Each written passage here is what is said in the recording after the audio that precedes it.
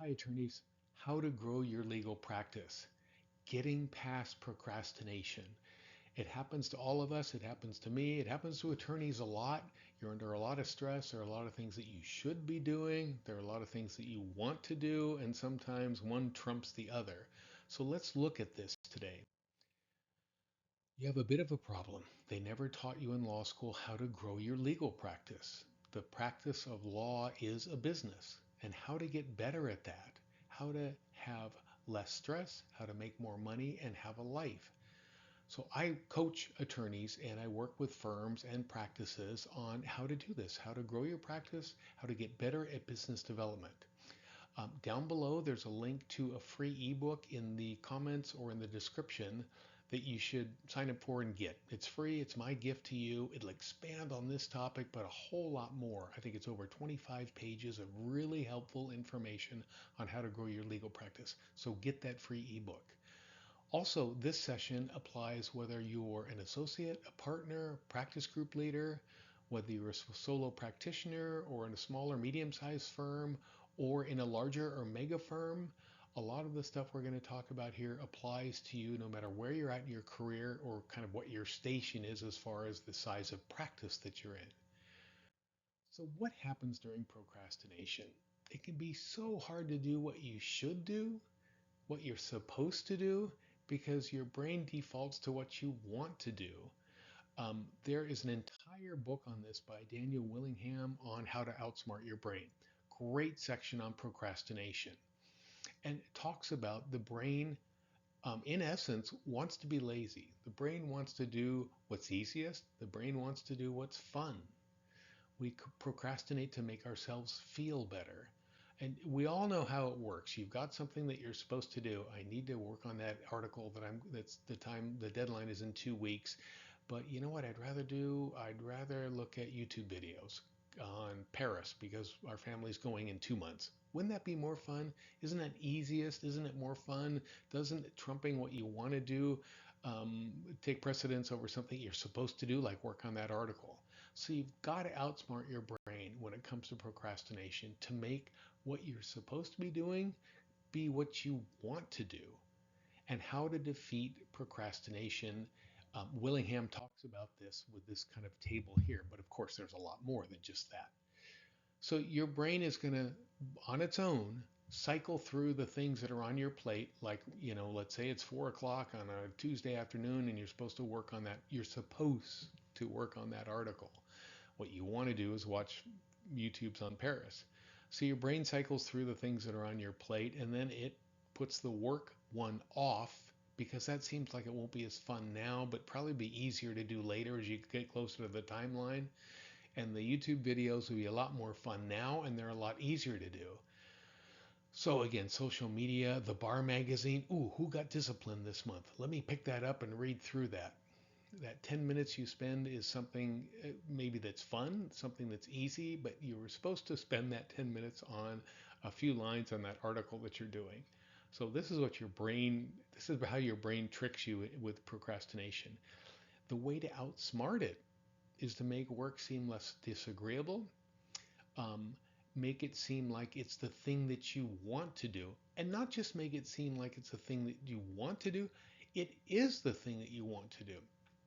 And what I work with with attorneys here, and what I'm telling you now is lean heavily on your why. This comes from a more complete session on Introduction to Business Development that's on my website. It's also covered in that free ebook, so make sure you get a copy of that. Like, what is motivating you to do business development? Do you want to grow your practice? Do you want more referrals? Do you want more clients? Do you want to make more money? All of these are legitimate, and these are the top five I hear when I'm working with attorneys.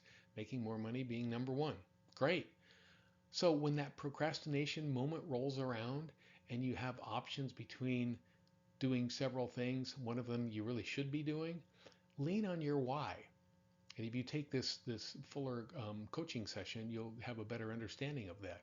And you have it pinned up on your wall. So when it comes time to vacillate between one or the other, you're going to say, you know what, we're taking that trip to Paris by doing business development for 10, 15 minutes right now instead of looking at the bar magazine. I'll actually be making more money and making that trip even better. So it's not something that I should do or I have to do. It becomes something that you want to do because it's built off of your why. Make sense? A couple of things to think about when dealing with procrastination. Getting out of procrastination is really developing better habits. Like, for example, I work with attorneys on, and one of the tenets of the system that I help implement is spending 15 minutes a week on yourself to project manage yourself. And so some attorneys say Wednesdays at 5 o'clock, Doug, that's when I have my 15-minute session with myself. And I check on all the things that I'm supposed to be doing. I have 3 little actions for the week. I develop 3 for the coming week. I look over all the business development projects that I'm working on and make sure that I project manage myself and time manage myself. And it's so helpful to have that Wednesdays at 5 o'clock 15-minute session. It's right there on my calendar. It pops up and I know I'm going to do it. Not because I have to do it, but because I want to do it. So when you look at developing a habit here, it's harder to do at the beginning, right? It takes a lot more discipline. Oh God, Wednesday at 5, can I look at videos instead or do something else other than this? And then the next time it gets a little easier, next time it gets easier, and pretty soon you get into a groove. So you can see that habits, Willingham says, happen in 66 days, but you've seen all kinds of different numbers for that when a habit actually sticks. But the idea is it takes less discipline over time. It becomes easier to do. There's also an element of automaticity versus repetitions. So really, developing a good habit, getting out of procrastination, managing yourself a little bit better is something that takes repeated, deliberate practice, like brushing your teeth. You know, when you were 4 years old, it was probably, you'd forget to do it. And then, you got better at it when you were 5, 6, whatever. And now you just brush your teeth every morning without even thinking about it, hopefully. So over time, those repetitions move you from having to think about it, should I or shouldn't I, do I have to or do I not have to just making it an automatic habit. So think about things like discipline, automaticity, time, and repetitions, and get yourself out of procrastination by developing better habits. Let's just look at 3 for fun. Something that you don't want to do, something you want to do, and something that you should do. I think this story is in that book by Willingham about the television. Person comes home every night at 7 o'clock with their take out, flop on the couch, turn on the TV, eat dinner in front of the TV, and next thing you know, it's 9 o'clock. And that person says, you know what, I'd like to not waste that 2 hours every night. It just happens, and it happens to a lot of us as well. So what I'm going to do, I'm going to put the remote out in the kitchen. So when I flop down with my dinner and I think, let me turn the TV on. Oh, wait, it's out in the kitchen. And it's out in the kitchen because I'm trying to be better about my time management. One person even went so far as taking the batteries out of the remote control and putting them in a different place than the remote. So when it was time to watch TV, it was a pretty deliberate action. I've got to get the batteries, I've got to put them in the remote, I've got to come back into the living room and start watching TV. It sounds silly, but making something difficult like that is really something that helps you break a bad habit or do something more that you want to do. So let's look at the little middle one here. This was Sean Achor in his great book, The Happiness Advantage, talking about I'd like to play the guitar more. I have it and I have a songbook and I want to get better at it, but you know what? The guitar is in the closet behind the sleeping bags, my golf clubs, and it's in a case. And the songbook is in the bedroom, in the nightstand, bottom drawer, underneath some other stuff. My brochures on Paris, or whatever. Let me go on Amazon, get a $5 guitar stand, get my guitar out, take it out of the case, put the case back behind the sleeping bags, put the guitar in the middle of the living room on that stand. Get the songbook out and put it right there on the coffee table. So now when it comes time to play guitar, you just pick it up, open the songbook, and start practicing. Making something you want to do easier, making something that you don't want to do harder. The last one is like that 15-minute session. I really have this little checklist on Wednesdays at 5. I want to spend 15 minutes project managing myself. One of the simplest things you could do is go into Outlook right now, choose a time that works for you and a day that works for you, make it consistent. Say, Friday mornings at 8 o'clock before or 9 o'clock before I really finish out my week, I'm going to spend 15 minutes and I'm going to put it on my calendar right now forever, or at least until the end of the year, right? So it just pops up and you get used to it.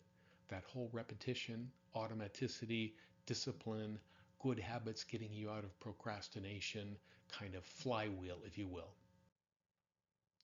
When you're doing any type of business development, you'll find that it's just a series of small steps, small actions. There aren't these big transformational, once in a lifetime moments. And you shouldn't have these spurts of activity where you do a whole bunch of things and then that kind of wanes, and next thing you know, you're back into that rut.